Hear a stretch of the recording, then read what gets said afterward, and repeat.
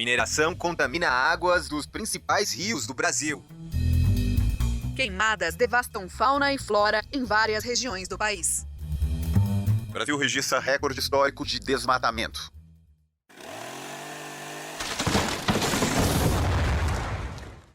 Manual de sobrevivência.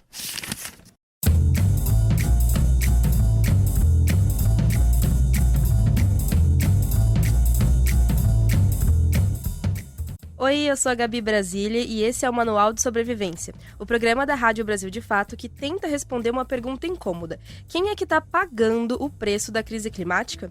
A cada semana a gente se encontra aqui para tentar entender as causas, os interesses por trás e, quem sabe, os caminhos de saída. E claro que eu não estou sozinha nessa.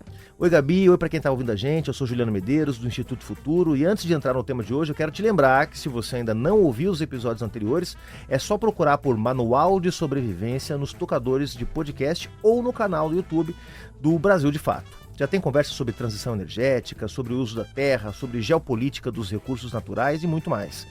E para começar o nosso episódio de hoje, a gente toca numa ferida que se abre cada vez mais: a desigualdade no impacto do colapso ambiental. Porque não é só o clima que está em desequilíbrio, é também a resposta política, econômica e social a essa crise que tem chegado de formas diferentes em cada território. Exatamente, Ju. Quando uma enchente atinge uma cidade inteira, o que determina quem vai sobreviver com dignidade e quem vai ficar esperando por uma resposta, uma ajuda que nunca vem. Dados do Observatório do Clima apontam que a maioria dos desastres no Brasil acontecem em cidades com o IDH abaixo da média nacional. Isso não é coincidência. Por isso que o debate sobre justiça climática é urgente, para denunciar que a crise ambiental se soma às desigualdades históricas e exige um outro modelo de resposta. Um modelo que olhe para o território, para a reparação, para a participação real das comunidades afetadas. E hoje a gente segue essa trilha recebendo uma convidada muito especial, professora Marijane Lisboa, da PUC São Paulo, doutora em Ciências Sociais pela PUC e uma pesquisadora que é referência para a gente nas lutas por justiça climática e direitos humanos. Professora, muito obrigado por estar aqui com a gente. E para começar, já queria soltar uma pergunta te dando as boas-vindas. A gente acompanhou com bastante tristeza e preocupação também as tragédias ambientais que têm acontecido no Brasil nos últimos anos, especialmente no Rio Grande do Sul, em São Sebastião aqui em São Paulo, no Amazonas. Mas o que a gente quer entender na prática, para quem está nos ouvindo também, é se todo mundo sente ou vai sentir os efeitos dos desastres ambientais da mesma forma. E assim a gente introduz o tema da justiça climática. Bem-vinda, Marijane. Obrigada pelo convite, e a pergunta é fácil de responder. A gente está vendo, né? Não, né? Vai ser sentido de uma maneira bem diferente. Na verdade, o conceito de justiça climática vem de um outro conceito que é justiça ambiental, que é mais amplo, né? Que foi alguma coisa que começou a ser percebido, inclusive não foi aqui não. É o movimento negro nos Estados Unidos, nos anos 70, 80, quando havia que discutir, por exemplo, alguma obra, fazer um incinerador, ia ser no bairro da população negra, tá certo? Se ia pôr uma fábrica química poluente, etc., ia ser no bairro, né? Então ali surgiu a ideia de que havia uma injustiça constitutiva na questão ambiental, que quem era mais afetado negativamente ou quem tinha menos acesso a alguma coisa de boa no meio ambiente sempre tinha a ver com grupos mais, que hoje em dia a gente fala, vulnerabilizados, ou seja, grupos sociais que têm menos direito, menos poder, menos capacidade de se defender, de sair reclamando, né, de protestar, etc. Da justiça ambiental, que vale para um monte de aspectos, a gente pega a justiça climática. Quer dizer, na questão da catástrofe climática, quem são os mais afetados, né?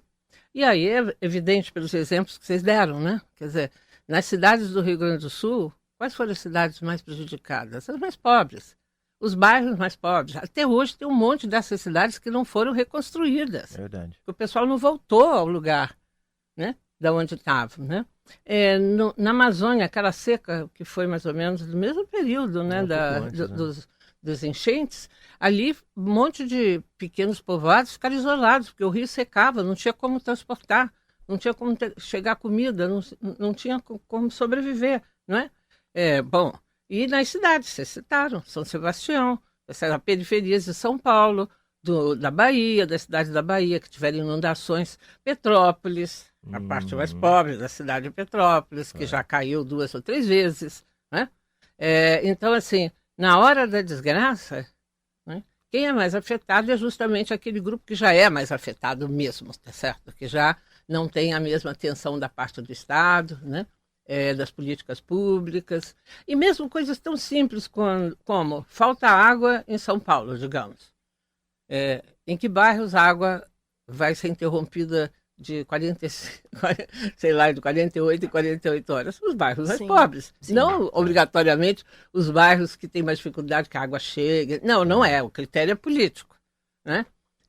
Então, ou seja, até a pressão da água. Até a pressão numa da escassez água. de água, numa escassez hídrica, definida por isso, né? Há estudos mostrando, né, que você tem cidades, tem bairros, né, de uma cidade como São Paulo que vão ter menos água do que bairros de uma cidade sujeita à falta de água, secas no Nordeste, mas que são bairros ricos. Se você comparar aquele bairro rico com aquele bairro pobre, na cidade do Nordeste de São Paulo, essa aqui perde, né?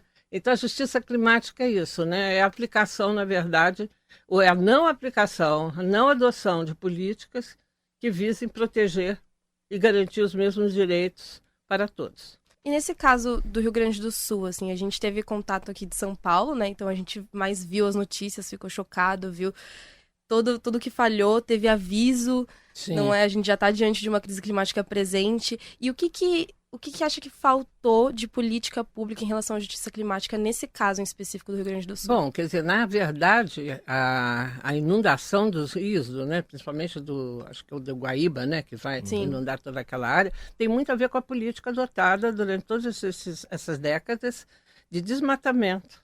Né? Implantação de uma agricultura, de uma monocultura que ela destrói, inclusive, também a mata ciliar dos rios, que é aquela que protege o rio na hora da inundação. Né? Construção de muitas pequenas hidrelétricas para abastecer a produção agrícola das regiões. Elas não se sustentam numa hora em que ou tem muita inundação, que foi o caso, muita inundação, muita água, rompe a hidrelétrica, vai romper, dali para diante a desgraça, né? Então é um conjunto de coisas que foram feitas visando, antes de tudo, esse setor da economia brasileira e gaúcha, da agropecuária, né? Extensiva, esse sistema extensivo, né? Que leva sempre a uma destruição do meio ambiente, né? Esse tipo de coisa, no momento de mudança climática como a gente está vivendo, onde esses eventos vão ser mais frequentes, né, vai levar a isso. É um conjunto de coisas. O de menos é aquela questão da manutenção do sistema, de não sei o que, da cidade. Isso é o de menos. Claro que tinha que ter sido feito. Mas a gente tem uma obra aí, né, um conjunto da obra que é muito maior e que vai explicar por que o estado todo vai ser atingido dessa maneira, né? E não só Porto Alegre e os bairros. Mas muita gente disse na época, eu sou de Taquari, que foi uma das cidades, foi uma das cidades que foi atingida. O rio Taquari foi o principal dos rios que promoveram estragos, porque muitas cidades no Vale do Taquari tem mais de 40 municípios. E vários desses municípios são pequenas cidades, né, que estão vinculadas a esse modelo agropecuário que você descreveu, e alguns deles foram varridos do mapa, Marques de Souza, Mussum, e o alagamento, enchente em Taquari, Lajeado, Estrela, enfim, Colinas, muitas cidades ali da região. E você tem mencionado uma coisa, agora na sua resposta, que me chamou a atenção. Muita gente tentou, claro, se olhou muito mais para Porto Alegre, porque em termos quantitativos, alagar uma cidade de 1.700.000 habitantes, realmente isso chama muita atenção, ver aquele centro histórico debaixo d'água é uma coisa muito impactante. Então, claro, que em termos quantitativos, o impacto em Canoas, Porto Alegre, são as maiores cidades, pode ser visto e chama muita atenção, né? E, portanto, o debate ficou muito concentrado sobre a responsabilidade dos prefeitos das grandes cidades para evitar que a água entrasse. Mas não se fez debate sobre o modelo, Marijane, quer dizer, praticamente a gente não viu ninguém discutindo por que aquilo estava acontecendo. Com exceção de especialistas como você, climatologistas, que explicaram que o bloqueio atmosférico produzido pela concentração de calor, promovido também pelo modelo aqui do desmatamento lá em cima. Desmatamento na Amazônia e no Cerrado, principalmente, que concentrou aqui uma quantidade enorme de calor, De calor. que mudou, digamos, Aham. o fluxo dos Que- rios voadores, né? Exato. Mas pouca gente debateu o modelo, né? Na academia, nas universidades, você percebe que tem gente debatendo modelos sim. alternativos para promover justiça Sim. climática. Eu pergunto isso porque a gente teve eleições municipais no ano passado. Esse debate é praticamente ausente Sim. da agenda eleitoral do Sim, país, né? chocante, inclusive. Chocante. Inclusive com prefeitos, o próprio Se reelegeu de Porto Porto Alegre Alegre. sendo né? reeleito, né? Quer dizer, então, Sim. eu acho que tem outro aspecto da justiça climática que tem a ver com isso que você está falando, Juliana, que não é só no momento atual quem é mais prejudicado e quem é menos prejudicado, né? Mas é assim, as gerações atuais e as futuras. O que nós estamos fazendo? Nós estamos cometendo uma enorme injustiça climática quando nós estamos condenando as futuras gerações, que já estão aí, né? Algumas, né? A viver frequentemente, o Gabi está aí, e outros, Sim. a viver frequentemente enfrentando crises como essas, catástrofes como essas. Por quê? Porque nós nos recusamos a entender a lógica da coisa. Meio que dizer, bom, que azar, entende? Dessa vez aqui não se controlou isso, aconteceu. De vez em quando chove. Já parece que teve Que uma chato, chuva né? grave em 1900 e não sei quanto, etc. Não, nós estamos assistindo, né, a eventos cada vez mais intensos e com mais frequência, que são decorrência já da subida do nível da temperatura da Terra acima de 1,5 grau, chegando a 2. Né? E, portanto, quer dizer, discutir tudo isso, por que aconteceu isso, é fundamental. Senão nós vamos ficar, e infelizmente eu tenho a impressão que é isso que vai acontecer durante muito tempo, até que a gente reconheça a realidade. Eu acredito que há um fenômeno mesmo de negacionismo, assim, eu não quero ver a realidade. Que não é um negócio Sim, científico sim. propriamente, né? Tem Não só negar, Não. mas de- relativizar. a Psicologicamente, não é? Quer dizer, Isso. não me venham falar dessa coisa, porque isso é complicado, sabe? Aí vou ter que mudar a nossa maneira de A viver. pandemia teve um Sim. pouco isso também, lembra? Sim. Na pandemia, Também teve. não era a gente que negava a ciência é verdade exatamente, que mas vai que morrer todo mundo. Ficava meio Esse ali. vírus mata mesmo? Não, isso não pode Será? ser, entende? Então não pode ser até que você morre, né? Os Sim. seus mais próximos morrem, né? Então eu acho que a gente tem um problema que eu acho que é mundial, né? Que é aceitar, né, que o jeito como a humanidade veio vivendo até agora não vai mais poder ser seguido, salvo se nós quisermos nos destruir ou destruir uma boa parte dessa humanidade.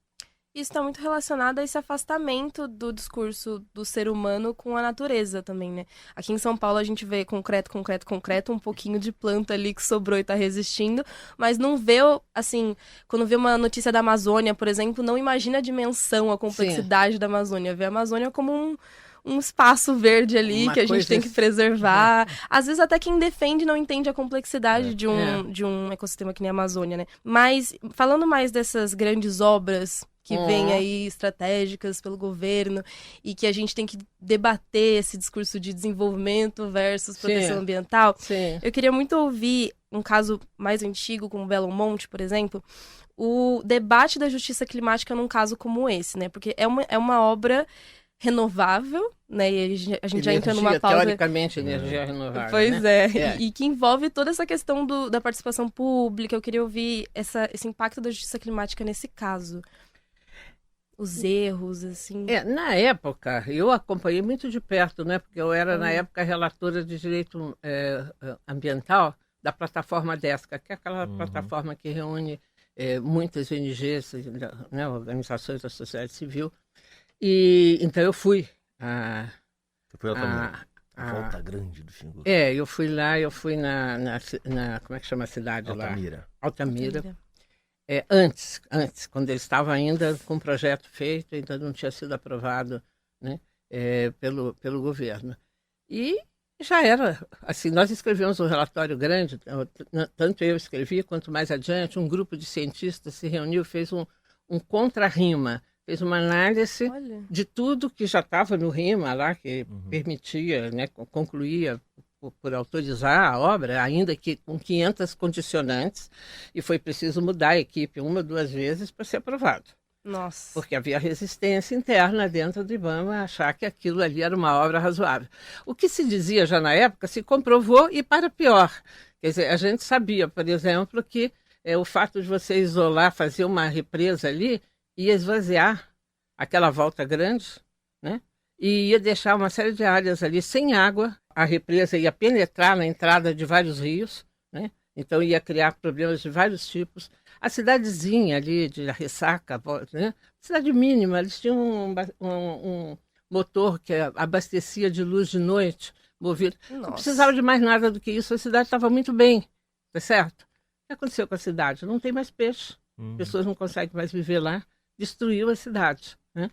E o que a gente já supunha, mas não pensava que fosse acontecer tão rápido, é que as mudanças climáticas e a diminuição das águas que abastecem o próprio rio, a represa hoje não é capaz de gerar energia para a qual ela foi prevista. Olha ela é só. antieconômica hoje, ela é totalmente antieconômica hoje, além de todos os estragos que ela causou do ponto de vista socioambiental, né? E eu, assim, gostaria de acrescentar que eu acho que dizer que a energia hidrelétrica é uma energia renovável, o sustentável, é ignorar dois aspectos importantes da coisa. Primeiro, ambientalmente ela tem efeitos. Sim. Você destrói uma região, você destrói a fauna local. Ali, por exemplo, era uma região de reprodução de tartarugas, né? Acabou, entende? Uma série de peixes que sobem e descem em qualquer rio, no período de sua reprodução, deixam de subir, porque tem uma barreira no meio, tem uma represa.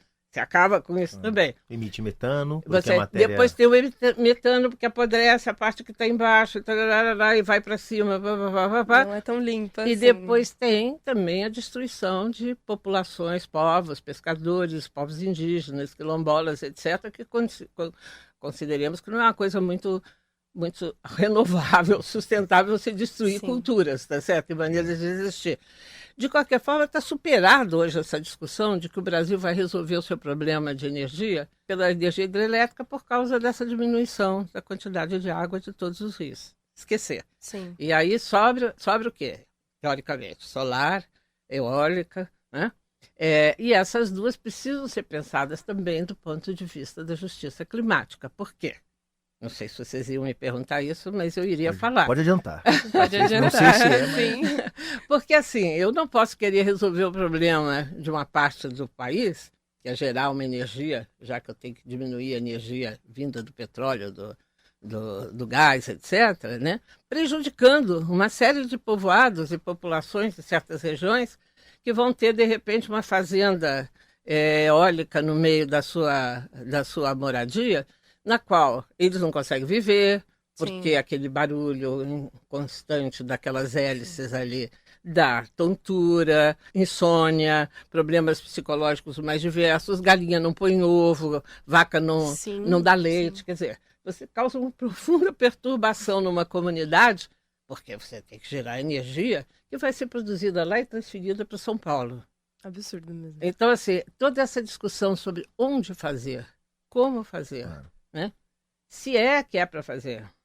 Claro. Uma fazenda solar, uma usina solar, eólica, etc., precisa ser mediada por uma discussão de proteção do direito das populações vulnerabilizadas que vão ser objeto, que vão estar no local onde essa usina, ou essa fazenda, ou sei lá o que, quer se fazer. E isso se relaciona com outro problema também de justiça ambiental e, portanto, climática, a mineração. Porque a construção de painéis solares, a construção de uma rede para transmissão de energia, uma ampliação da rede, né, que é altamente deficitária, a rede brasileira hoje de transmissão de energia, não foi planificada para isso, nem nada, e requer muitos minerais, não só os tais raros que estão discutindo agora, cobre, por exemplo. Claro, para fazer os fios, né? Para fazer as linhas, né? Toda a parte cobre, né? Lítio, cádmio, chumbo, enfim, é uma quantidade de minérios enorme. As baterias que precisam armazenar essa energia. Sim. Atualmente a gente tem problema de transmissão que é assim, em certos momentos as fazendas de energia eólica no Nordeste do Brasil produzem mais do que a rede de transmissão é capaz de transmitir. Tanto que nós já tivemos um blackout uma época aí, parece que a causa foi essa. Então o que eles fazem? Eles cortam, eles chamam em inglês, inclusive, curtailment. Eles cortam essa transmissão de energia para não dar um excesso e dar problemas na rede, né? Baterias, grandes baterias, serão essenciais para armazenar e poder depois transmitir na hora Claro. que Qualquer seja energia necessária. que- Qualquer mais energia que limpa seja, que qualquer seja. que seja a fonte dela. Metais, minerais, mineração. Mineração é sempre uma atividade altamente impactante. A justiça ambiental está cansada de constatar isso, né? Quer dizer, destrói uma área inteira, usa muita água, polui a água, torna áreas e áreas inservíveis para outros usos, explode, abala as moradias. Isso eu já vi na questão, por exemplo, da exploração do urânio em Caetité. Na hora que se Urânio. faz as explosões, as casas tremem, racham e caem. Meu Deus. Sim, é uma explosão.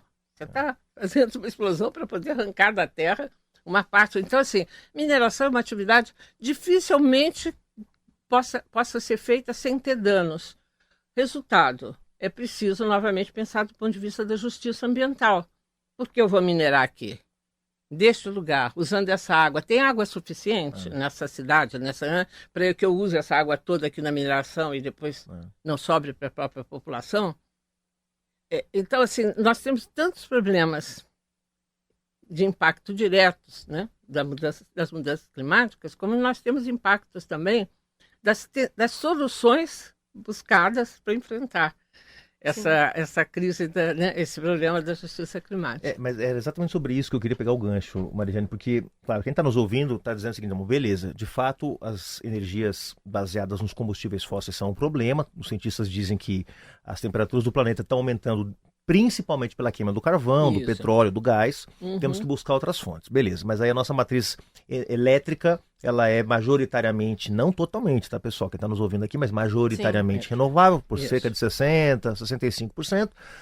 Mas a professora Marijane está dizendo que também que as hidrelétricas são um problema, porque elas têm alto impacto socioambiental, e tem. E né? não vão ser mais a solução. E nem vão ser solução porque está mudando, né? O regime de chuvas, a quantidade de água disponível no Isso. planeta. É. Aí, beleza, então vamos fazer energia Meu Deus, né? eólica. Aí a eólica tem esse problema de onde colocam as turbinas. Agora o governo aprovou recentemente, o Congresso aprovou recentemente, um projeto de lei para colocar essas turbinas lá no meio do oceano, as eólicas offshore. Também impacta a pesca, também Sim. impacta correntes marítimas. Baleias. Exatamente. E dentro desse mesmo projeto de lei meteram lá um subsídio para energia fóssil, que é Fóssil. os tais dos jabutis, Os né? jabutis Para da financiar as termoelétrica. termoelétricas a carvão, que é a A energia mais carvão. poluente, mais atrasada que existe. Isso. Aí então, beleza, então não vai dar para fazer eólica solar. Bom, solar você vê que tem uma quantidade enorme de minerais que você precisa e tem uma quantidade enorme de terra que você precisa para Exato. colocar as placas. Exato. Ficando nervosa já. E, claro, tô falando isso me colocando no lugar do nosso ouvinte que tá começando a dizer, poxa, mas vocês Tá estão fazendo, difícil. vocês estão fazendo um Pra onde programa que a pra gente dizer... vai, assim? E aí eu quero chegar no ponto, porque, de fato, a reflexão que especialistas como você, Marijane, têm feito é que é insustentável manter os atuais padrões, a atual demanda de energia que o capitalismo coloca. Sim. Porque esta demanda de energia, ela é também dentro de uma lógica colonial, pensada para manter um padrão de consumo do norte global, que é um carro novo por ano, que é um celular novo por ano, que é um computador novo por ano. Então, queria que você comentasse um pouco para a gente também quais são as saídas que estão sendo pensadas, teóricas e mesmo políticas, Sim. para dar uma alternativa para isso, porque de fato, para manter os atuais padrões que o capitalismo do norte global impõe, é insustentável. Numa terra. Não há terra, planeta, não há planeta terra. que sustente isso. Não é. Embora eles estejam agora numa fase de discutir a exploração de minerais no fundo do mar. Do mar. No fundo do mar. Vocês Sobrou já ouviram até- esse horror, né? Em Marte, esse horror. no fundo do No mar, fundo na do mar, Lua. na Lua, impressionante. etc. Ou seja, Onde tiver espaço. onde tiver alguma coisa de terra, eu vou tirar e depois eu vejo o que eu faço, né? Quando esgotar tudo, né? Pois é. E essa percepção de que o planeta é limitado, ela tem pelo menos 50 e tantos anos. Teve um estudo que foi feito na época que chamava os limites do crescimento, né?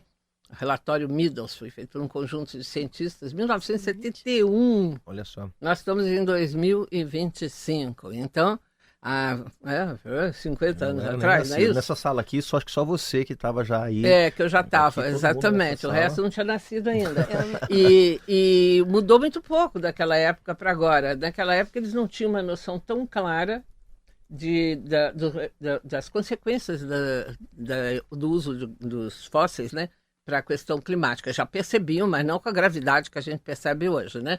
E se preocupavam também com o esgotamento de alguns recursos que eles achavam que estavam estava atingindo o pico, assim, que era o petróleo, e, claro, depois disso se descobriu, né, o petróleo, as plataformas submarinas, a quantidade de petróleo, né, pré-sal, o gás de xisto, etc. Enfim, mas não muda basicamente a tese deles. A tese deles é que há limites para o crescimento. Nada pode continuar na atividade humana crescendo, crescendo, crescendo, desde que ela requeira recursos naturais, isso vai ter um limite. E se vai ter um limite, é preciso pensar no assunto.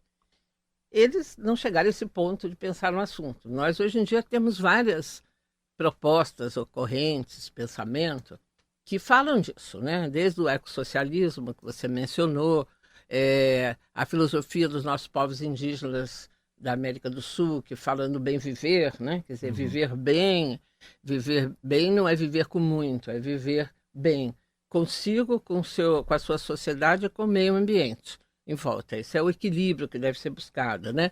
Eu gosto muito, apesar de algumas pessoas acharem chocante o termo, da corrente do decrescimento. Que surgiu na Europa, né? Eu vou explicar. Surgiu na Europa com alguns teóricos franceses, espanhóis, professores de economia, etc.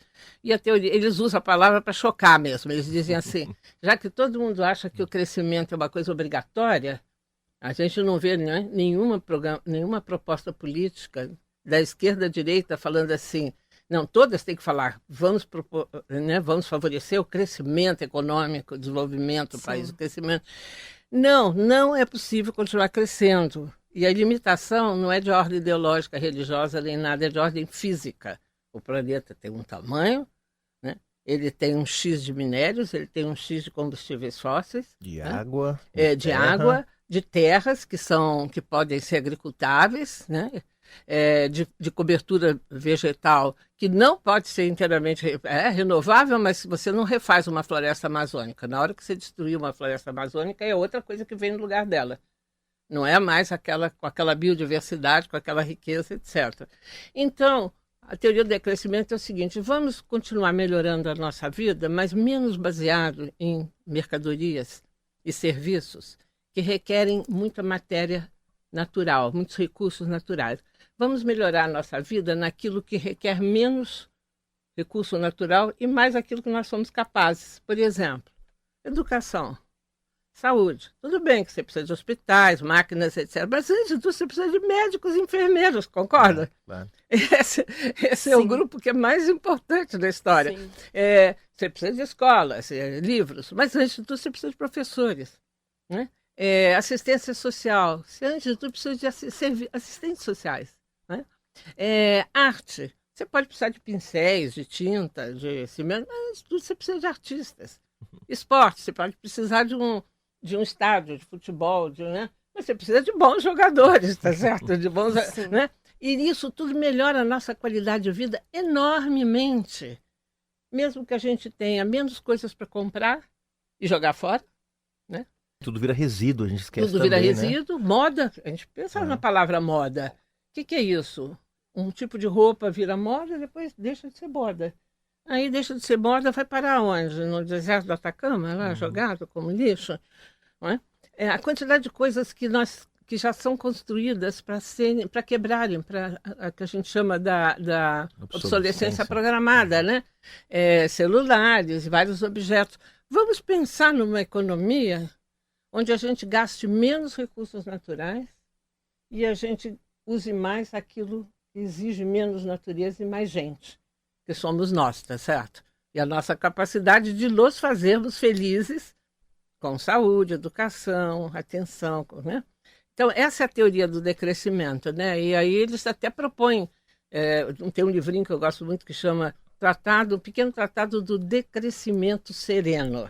Olha que nome bonitinho.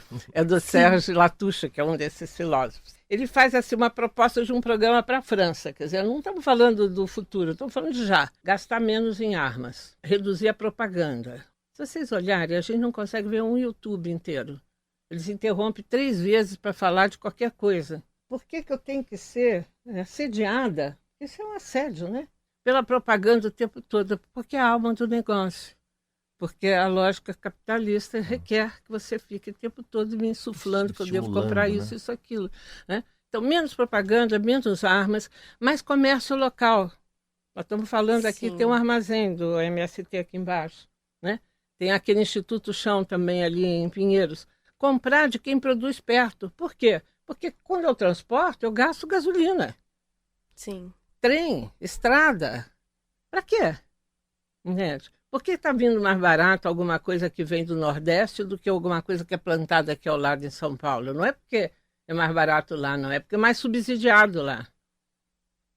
Sim. Por que a nossa agricultura, porque nós somos o celeiro do mundo. Somos o celeiro do mundo porque o Brasil, nós todos subsidiamos o grande agronegócio. Eles têm crédito, eles têm subsídios, eles têm isenções, eles têm tudo para poder produzir soja para vender lá fora e milho e gado para vender lá fora. Quer dizer, a gente precisa entender que Qual a lógica, né? a dona Silva falou assim, a grande agricultura ela não é mais barata porque ela é melhor, é porque ela é mais ajudada. Eu vi uma vez que se o capitalismo é um carro, a publicidade é a roda. E isso alugou minha mente, assim. Eu falei, de fato, se não é uma narrativa, se não é a Petrobras ali fazendo campanha da transição energética justa, a JBS financiando material didático, esse tipo de propaganda, o que sustenta, né, a narrativa do capitalismo? A Vale do Rio Doce, mostrando tudo que ela faz de magnífico. Sim. Vai né? pra cópia, Vale. Claro que não é bom falar do Mariana e Brumadinho do lado, mas enfim. Pois é. Né? Então é isso mesmo, né? Quer dizer, nós temos aí todo um esforço para fazer uma propaganda de soluções que podem ser, ou de, vamos dizer, de instituições que financiam obras e buscam soluções ecologicamente, né? Mas o cerne do problema não é colocado. A sua atividade, a sua existência enquanto tal, né? A Greenpeace, quando eu fui do Greenpeace, a Greenpeace tinha um lema que era assim, o produto é o problema. Quer dizer, quando você é uma empresa de petróleo, não tem como você melhorar esse negócio. Você ajudar aqui, você fazer plano ali, você está produzindo veneno do ponto de vista ambiental. Sim. Quando você é empresa de agrotóxicos, mas a gente... Não, você está produzindo veneno, tá certo? Sim, né? sim. É diferente de outras coisas que você pode fazer bem ou mal, né? Tem certas indústrias cujo o produto é o problema. A origem dela já é o... Sim, totalmente. E se você quiser saber sobre esse e outros assuntos que a Marijane está trazendo para a gente também, modelos alternativos para pensar o consumo, a produção, você já sabe que pode encontrar muito conteúdo nas redes e na página do Jornal Brasil de Fato, brasildefato.com.br, uma plataforma a serviço da reflexão sobre o modelo econômico e produtivo alternativo, e também nas redes sociais do Jornal Brasil de Fato, da Rádio Brasil de Fato e em tantos outros espaços importantes de reflexão. Marijane, você está mencionando uma discussão, um debate que, em última instância, coloca em xeque o próprio capitalismo, né? Sim. Lamentavelmente, na ordem do dia, digamos, das soluções mais urgentes que precisam ser dadas, não há um questionamento ao modelo. Né? O que há hoje é uma discussão sobre adaptação, como é que a gente adapta as cidades, os estados, os países, os biomas, os ecossistemas, para os impactos da crise climática que já estão acontecendo, já são uma realidade. A gente não está falando mais de um futuro, né, utópico ou distópico, melhor ainda. Sim. Né? E mitigação, que é reduzir o ritmo da emissão de gases de efeito estufa, etc. Parte desses planos, tanto de adaptação quanto de mitigação, poderiam ter um olhar baseado na justiça ambiental e na justiça climática. Sim. Ou seja, a gente poderia adaptar as cidades para que comunidades mais vulneráveis ficassem menos vulneráveis, especialmente aquelas que estão nas encostas, naquelas que estão perto dos córregos, naquelas que sofrem com aterros ou resíduos jogados ao relento. Quando a gente fala de mitigação também, a gente poderia pensar a descarbonização da nossa economia e a introdução aqui de cadeias produtivas que gerassem bons empregos bons remunerados, baseados numa indústria verde, de hidrogênio verde, ou de produção de bens que ainda são indispensáveis e que vão ser por muito tempo, mas que podem ser produzidos de forma mais racional. O que você está vendo nesse debate sobre, digamos, o que está acontecendo hoje, sobre o que é mais urgente, né? De coisa boa também. Onde é que você está vendo? Claro, a gente já falou aqui em outros programas do MST, né? No campo, principalmente, há muitas iniciativas, mas a gente pode também identificar outras iniciativas na indústria ou mesmo na gestão pública que apontem para medidas concretas de justiça climática no âmbito das ações governamentais ou mesmo no setor privado? Eu acho que há muitas iniciativas, tanto nos 3 setores, né? A sociedade civil, né? Em governos locais, municipais, etc., estaduais, e mesmo no setor industrial. Eu acho que a questão principal é: estamos fazendo o suficiente para impedir que passemos dos 2 graus? Porque senão, sabe, Juliana e Gabi, a gente começa a se enganar de novo. Sim. Não que não seja possível fazer, e esteja se fazendo já muita coisa, mas se nós não exigirmos das autoridades mundiais, governo, que vão se reunir agora na COP30, que elas façam o mais importante, que é reduzir as emissões de gases de efeito de estufa já. Não permitir nenhuma ampliação. Por isso, o recado para o nosso governo, pelo menos na minha opinião, tem que ser muito claro. Nós não podemos admitir a abertura da margem equatorial, da exploração do petróleo na margem equatorial. Por que não podemos permitir?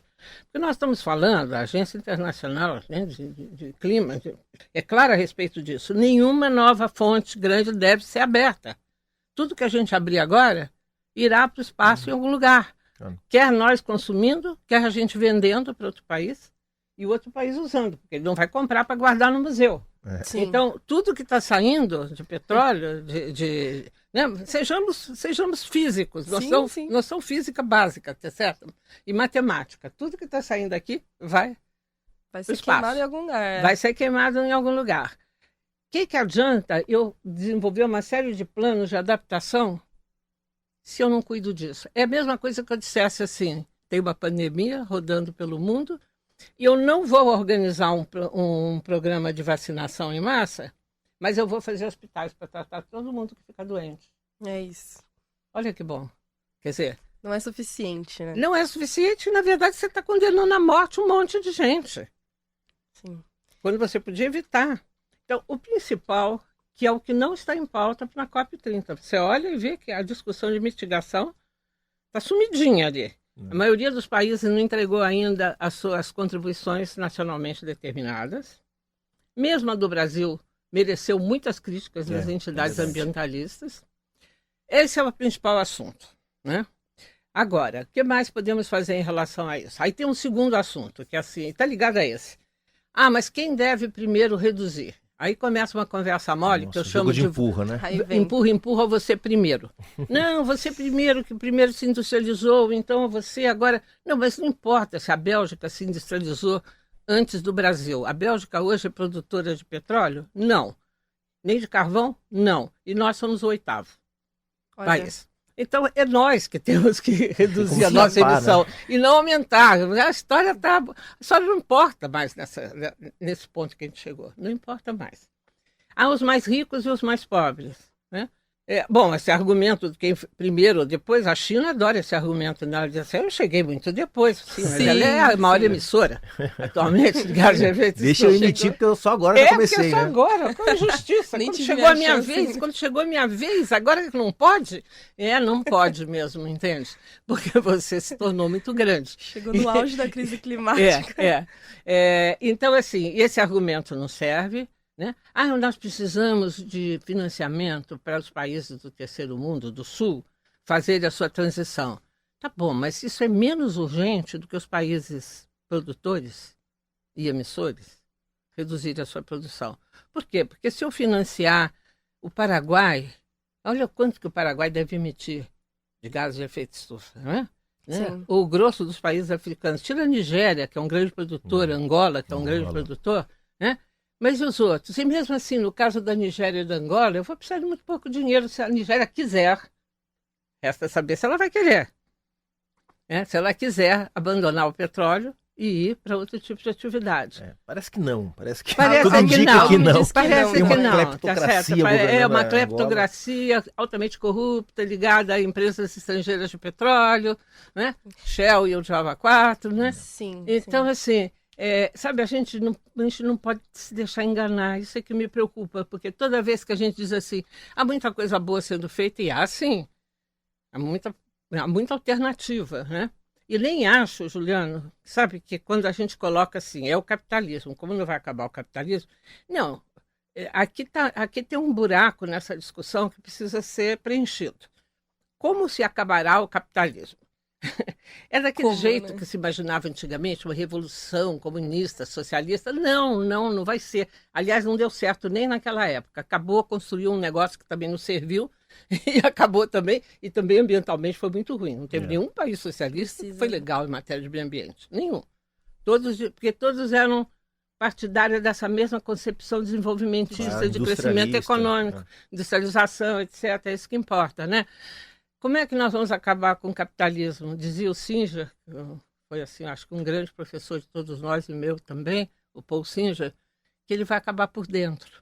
A gente vai comendo, vai surgindo. MST tem aqui a sua cooperativa, aqui tem atividade tal, aqui tem uma empresa que é isso, aqui tem isso, que não sei o quê. Aqui, né? Ela vai acontecendo assim, o Estado vai impedindo que essa coisa funcione, esperamos, né? Desejamos. Sim. Então vai acabar ali dentro. Agora, antes de tudo, tem que pôr limites. Entende? Não pode dizer, porque nós estamos no capitalismo, então vamos explorar petróleo na margem do... porque não podemos abandonar essa riqueza aqui. Não, podemos e devemos, é obrigação nossa. Aproveitando que a gente foi para o debate internacional...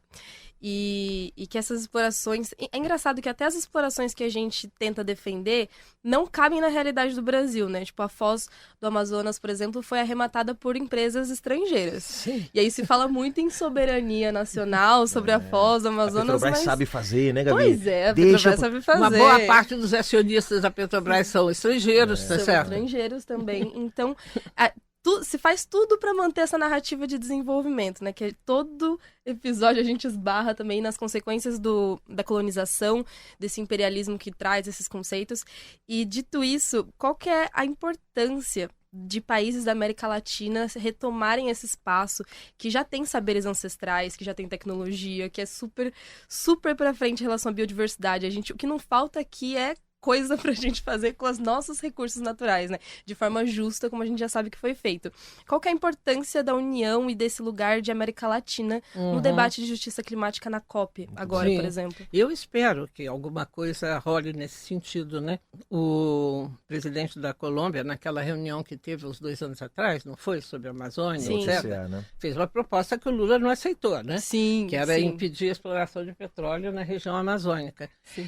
E há um economista também uruguaio, Eduardo Gudinas, que ele, algum tempo atrás, desenvolveu a ideia de que o que acontecia com os nossos governos, inclusive de esquerda na América Latina, era uma fase chamada de neoextrativismo. Né? Nós extraíamos os recursos naturais, que podiam ser minerais, podiam ser, que nem o Brasil, terras, né? Agricultáveis, excelentes, água, terra, biodiversidade. O gás na Bolívia, o gás petróleo na Bolívia, Venezuela, minérios, etc., e os governos de esquerda, dessa vez, diferentemente do que foi na história da colonização da América Latina, pegavam uma parte dessa riqueza e devolviam essa riqueza em políticas distributivistas. Não é? Bolsa Família, leite não sei o quê, E aí ele dizia, e diz, né? Isso é uma política de curto prazo. Por quê? Porque ela só vai funcionar enquanto esse recurso natural existir. E aí o Juliano falou da Bolívia. Por que estamos com uma crise total na Bolívia e pela primeira vez a direita está ganhando as eleições? Por quê? Porque acabou o gás. Eles passaram, mas não acabou o gás no sentido simbólico da expressão, faltou gás. Caiu o preço, né? Acabou o gás, a reserva de gás natural da Bolívia está acabando. Petróleo e gás. Então exportou. Ganhou, distribuiu, ficou popular, Evo Morales se reelegeu não sei quantas vezes, chegou uma hora. Não. Agora, aí né? que dizia o Gudinas, ele dizia assim, a gente tem que construir outro tipo de economia na América Latina, sua pergunta, né? Sim. Nós precisamos primeiro entender, deixar de exportar recursos para o primeiro mundo, né? E lentamente, porque também não dá para sair de uma hora para outra, Sim. mas colocar limites para essa exploração e ir explorando, né, outros recursos que nós temos abundantes, né, dependendo de cada país, tá certo? Né? Nós temos muita terra, nós temos muita água. Precisamos criar um mercado entre nós. Claro, faz todo né? sentido. Porque alguns de nós têm alguns minérios que outros não têm. O Brasil não tem muito minério desses, por exemplo. Não tem chumbo, não sei, Não, lítio mesmo, né? A maior reserva de lítio está na fronteira entre Bolívia, Argentina e Chile. E Chile, exato. Aí está 60% O do grosso lítio do do mundo. do né? mundo. Nós temos água pra caramba. O Uruguai teve uma crise hídrica agora 2 anos atrás que ficou 18 dias. Isso. Faltou 18 dias para colapsar a água no Uruguai Exatamente. e acabar. A própria Amazônia, né? A gente divide própria com Amazônia, outros países né? também, né, Ju? Então, assim, pensar uma economia latino-americana, sul-americana, né, onde se troque alguns desses recursos, desenvolver áreas, né, da economia que sejam voltadas para o nosso mercado interno. Alimentos. Quer dizer, é um escândalo que nós sejamos o celeiro do mundo e tenhamos uma parte da população brasileira ainda passando fome, subnutrida. Trata-se de produzir alimentos para a nossa própria população e pensando também em englobar isso do ponto de vista da América do Sul, de trocas aqui dentro, né? E não voltadas ali para fora, né? Imperialistas. né? Acho que é tudo a pensar, tá certo? Por exemplo, quando agora nessa crise econômica, boa parte dos economistas criticam o Brasil, porque o Brasil é um país fechado para fora, dependia só dos Estados Unidos, eu acho uma grande vantagem. E eu vi esse comentário na televisão francesa, dizendo assim, o Brasil vai sofrer menos com esses problemas dos Estados Unidos, porque a sua economia é menos dependente da exportação. É isso mesmo. Não, se você for ver os números agora com o tema do tarifaço, que já leva vários meses aí quando esse programa está indo ao ar, nós temos menos de 3% da nossa balança comercial depende dos Estados Unidos. Pode impactar 2% do nosso PIB, não da balança comercial, perdão. Então pode nos impactar? Pode, mas não vai ser uma hecatombe como muitos estão dizendo. Marijane, vamos descer um pouquinho também aí ao concreto num outro aspecto sobre justiça climática, né? A gente tem no Brasil uma combinação de diferentes níveis de governança, né? Como se fala. A gente tem o governo do país, o governo federal, tem os governadores e as governadoras, os governos estaduais e os municípios, que é onde a vida é vivida mesmo, né? A imensa maioria das pessoas não sai da sua cidade a maior parte do tempo. Você fica na sua cidade, você vive ali, vai de casa para o trabalho. Então, é nas cidades que a vida concreta das pessoas ela acontece. Ou seja, você está pensando um plano para conter efeitos, né, de tragédias, de eventos extremos, e você está ignorando que existem diferenças. Desconsiderando o Brasil, né? Desconsiderando dentro do próprio município, né, as enormes diferenças que existem entre... Nós vamos ter um programa sobre racismo ambiental, aliás, quem está nos ouvindo aqui já fique preparado, logo vem um programa sobre esse tema, não vamos aprofundar muito essa questão em si, mas os municípios podem ser um espaço para fazer essa disputa, para ter bons exemplos, para ter boas iniciativas que de alguma forma mostrem que mais democracia, mais participação social pode garantir justiça climática e ambiental? Eu acho que eles podem ser. Infelizmente, eles são muito poucos. Eu acho que isso tem a ver com a falta de tradição política brasileira, e não é só nós, mas acho que entre nós isso é muito, muito forte, né? De que a sociedade não participa, né? Da política pública local, né? Quando a gente considera, por exemplo, o caso do americano, pela própria formação do Estado americano, os condados, nos condados a cidadania tinha um papel forte, pelo menos em algumas regiões do Estado, né? No nosso caso, não. E assim o Estado vem se sobrepondo, quer dizer, introduzindo toda uma filosofia da governança, da administração pública, etc., que foi importante, isso vem desde o Estado Novo, né? Mas que não abre espaço, não deixa, não convoca a sociedade a participar disso junto. E às vezes complica ainda, né? Complica isso, divulga tá data certo? em cima da hora. Exatamente. Tarará, eu fui votar agora, por exemplo, né? Agora não, começo do ano, né? Para meu bairro, né? Aí eu vou lá, é complicado, entende? Não fica claro onde é que né? Vem um sujeito meio que me interrogar assim, para ver... Isso que eu já fiz campanha no prédio, já fiz campanha e acho que só fui a única que fui votar ali, tá certo, né?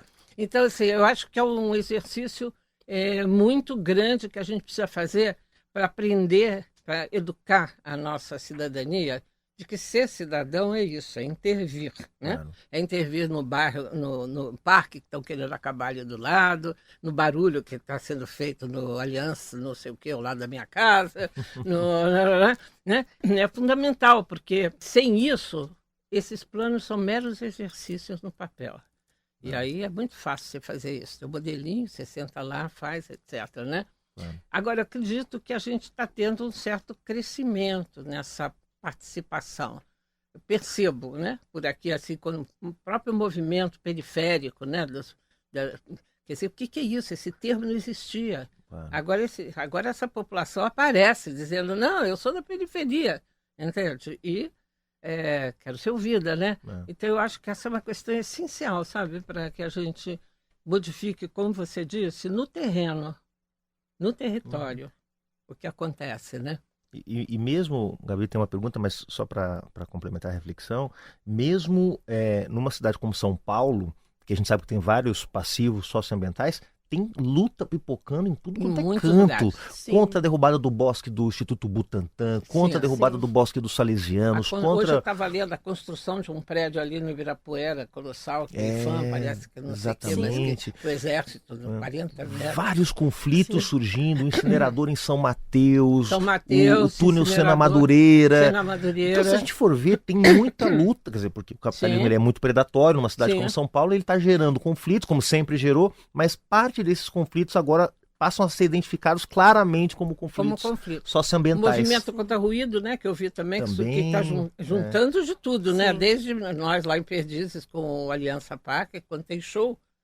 A gente é vizinho, Marijane e eu, a gente mora perto lá do Aliança. Né? O pessoal que mora mais em cima no meu prédio ouve a letra das músicas. Sim. Pode cantar junto. E o prédio balança. Deus. Sim, porque o sistema ali é construído de modo que o som vai para o chão. Claro que não tem perigo de cair, mas é bem desagradável, né? Eu moro no primeiro andar, então eu não sinto nada balançando, mas vejo engarrafamento ali em volta, eu vi uma que é incrível, porque eu comecei, às vezes eu chegava de um jantar, chegava de um evento mais tarde, 2 da manhã, 3 da manhã em casa, e os pássaros, tem muito sabiá, né? Mas não é sempre não, viu, Gabi? De vez em quando só. Só final de semana e uma vez por mês. Chegava em casa, 2 da manhã, e os pássaros estavam cantando como se fosse 5, 6 da manhã. E eu dei um Google e descobri que os pássaros em São Paulo estão cantando cada vez mais no meio da madrugada por causa do barulho. Os pássaros cantam, dentre outras coisas, para a reprodução. Sim. Os pássaros cantam para atrair as fêmeas, enfim, tem todo aquele jogo para garantir a reprodução. Como eles não conseguem ser ouvidos às 6 da manhã, porque já tem moto indo para um lado para o outro, caminhão, um ônibus, não sei o que, um barulho infernal, numa cidade como São Paulo, eles estão cantando às 2 da manhã, às 3 da manhã. Quando deveriam cantar, na verdade, ao alvorecer. Às 5, 6 da manhã. Que nem o IP florindo antes, né? Quando tem o calor antes. Por conta Até os pássaros estão numa Juliano também é de cultura. São Paulo. E eu acho muito importante também a gente falar um pouco de esperança, porque a gente fica desesperado com esse debate, né? Tem muitas iniciativas incríveis, mas ao mesmo tempo, e já usando aqui o exemplo de São Paulo, a gente tem muitas derrotas, às vezes mais do que vitórias, né? Como que a gente consegue, e aí é quase um conselho que eu peço, porque eu sou comunicadora, como a gente consegue transmitir essa esperança para as pessoas que estão ouvindo a gente, por exemplo. Como a gente aproxima o meio ambiente delas, para elas entenderem que é uma questão de sobrevivência, né? Também não é como se a gente tivesse... Eu adoro quando vem alguém falando que adora o meu trabalho. E aí eu fico com uma vontade de falar, então dá uma engajada, vamos comigo no ato, vamos comigo na audiência pública, trazer essas pessoas, né? Porque elas também enfrentam dificuldades do dia a dia e etc. Como a gente traz a esperança e a mobilização para essas pessoas, né? Pode ser até uma autocrítica do nosso movimento. Bom, difícil é difícil responder isso, porque, por outro lado, a gente tem aquele argumento, olha, quando vocês ficam falando da mudança climática, do que vem aí, vocês acabam assustando as pessoas e elas preferem não acreditar no assunto, né? Ou deixar o assunto de lado. Então, um certo catastrofismo também. Eu acho, assim, que a verdade é sempre revolucionária. Eu já ouvi falar isso já. Parece que é um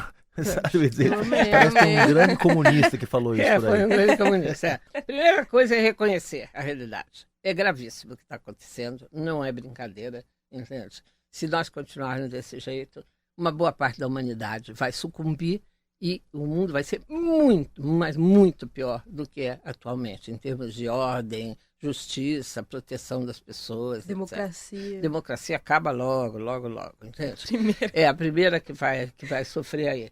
Bom, mas tem saída? Tem. A saída depende de nós. Por isso eu acho importante as pessoas pensarem na história. A gente fala da história, é a história da humanidade. É uma história, vamos aí, 100 mil anos. antes de Cristo surgiu a espécie humana, por quanta coisa já se passou, quantos impérios surgiram, cresceram, sucumbiram, e outros vieram, né? E se restauraram. Quantas guerras injustas aconteceram e, no fim, alguma vitória veio depois de uma Segunda Guerra Mundial, terceira, de uma Primeira Guerra Mundial. Então, assim, quantos governos de extrema-direita vieram quantas e os fascistas foram presos depois. Quantas ditaduras no Brasil nós tivemos, né? Pelo menos umas 2 ou 3, né? Bravíssimas, né? Estado Novo, depois a ditadura militar recentemente. E ela acaba. Acaba por quê? Por causa de nós, não porque vem alguma coisa do céu e resolve. Sim. Então, gente, mãos à obra, é o que eu digo, tá certo? Amém. E principalmente jovens. Né? Quando eu vejo uma Greta Thunberg lá no meio onde é que é? Da Suécia, não é? Largar as aulas na sexta-feira, uma menina autista. Autista. Por isso mesmo, ela disse, porque eu sou autista, porque eu tenho foco, porque eu entendi que a coisa é grave. Sim, tá certo? Sim. Então eu falei, alguém tem que fazer algo, meus pais, ninguém está fazendo nada, eu vou para a rua e vou propor uma greve, né? Toda sexta-feira pela questão das mudanças climáticas. Então, eu acho que temos motivos para acreditar que podemos, mais uma vez, enquanto humanidade, agora é uma humanidade que se comunica, que tem uma quantidade de informação científica enorme, que tem como, né, se organizar. Nós temos todas as condições de ganhar essa parada, mas condição para isso somos nós mesmos resolvermos tomar essa decisão. Nada está garantido, tudo depende da gente. Perfeito. E não há opressão que dure para sempre, afinal de contas, né? Sim. Sim, exatamente. Perfeito, professora. E agora a gente vai escrever a página do nosso manual de sobrevivência, né, Ju? Toda semana a gente tem recebido nossos convidados e convidadas, Marijane, e a gente sempre pensa aqui que no final dessa temporada do nosso podcast, a gente quer ter algumas sínteses, né, das coisas que a gente ouviu aqui. Então a gente escreve um artigo, uma cláusula, né, uma norma do nosso manual de sobrevivência, né? E acho que hoje, na conversa com a Marijane, ela trouxe questões super importantes, mas que não há transição energética, climática, ambiental, que inclua, que seja efetiva, que possa de fato oferecer um caminho para o planeta que não seja justa. Portanto, só a transição de verdade plena, se ela vier acompanhada de justiça. Essa é a página do nosso manual. Essa é a página de sobrevivência hoje. É porque a gente está mais próximo de se tornar refugiado climático do que bilionário, né? Sim. Então, eu amo essa também. E o problema é saber onde, né? Porque não vai ter muitos lugares para onde receber esses refugiados, né? Sim. Exatamente. Marijane, muito obrigado pela tua participação aqui no nosso Manual de Sobrevivência, um podcast da Rádio Brasil de Fato que trata da COP, da crise climática e das saídas para enfrentar toda essa situação gravíssima que a gente está enfrentando. Obrigado. De nada, foi um prazer enorme estar com vocês aqui. Esse foi mais um episódio do Manual de Sobrevivência. A pesquisa e roteiro é de Anaína Maurer e Cauê Scarim. A produção é de Elô Macrini. No Brasil de Fato, a direção de podcasts é de Camila Salmásio, a coordenação de jornalismo é de Monize Ravena, trabalhos técnicos de Lua Gattinoni e Marina Ortega. Segue a gente nas redes sociais e manda sua pergunta ou sugestão lá pra gente. Eu sou @JulianoPessoal e a Gabi é @gabi.brasiliai nas redes sociais.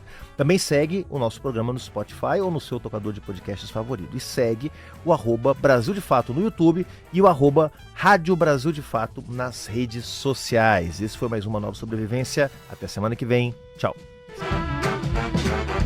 Esse foi mais um episódio do Manual de Sobrevivência. A pesquisa e roteiro é de Janaína Maurer e Cauê Scarim. A produção é de Elô Macrini. No Brasil de Fato, a direção de podcasts é de Camila Salmásio, a coordenação de jornalismo é de Monize Ravena. Trabalhos técnicos de Lua Gattinoni e Marina Ortega. Segue a gente nas redes sociais e manda a sua pergunta ou sugestão lá pra gente. Eu sou @JulianoPessoal no Instagram e nas outras redes sociais e a Gabi é @gabi.brasiliai. Segue também o programa no Spotify ou no seu tocador de podcasts favorito. E também, claro, segue o @Brasil de Fato no YouTube e o @Rádio Brasil de Fato nas redes sociais. A gente se vê semana que vem. Até lá.